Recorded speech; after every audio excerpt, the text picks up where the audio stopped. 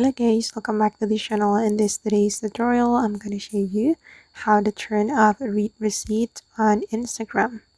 Okay, here I have opened my Instagram application on my phone, and first of all we can open our Instagram direct message. So we can tap on this message icon to open the Instagram direct message.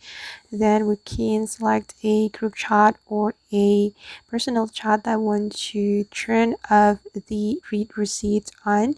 And for example, I'm gonna go with my personal chat, and don't worry guys, because the process is the same between room chat, personal chat and group chat. So just for an example, I'm going to select personal chat. So I'm going to click on this account on my personal chat, and we can tap on the account name right here and click on privacy and safety, and here we can turn off the read receipt.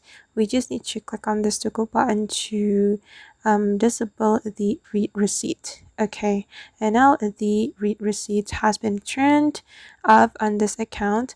And just remember that when you turn off the read receipt on one personal chat, it won't be automatically turn off the read receipt on all of your Instagram chats, so you have to turn it off one by one. Alright guys, and that's how we can turn off a read receipt on Instagram. I hope this tutorial will be useful for you. Thank you so much for watching, and see you in the next video.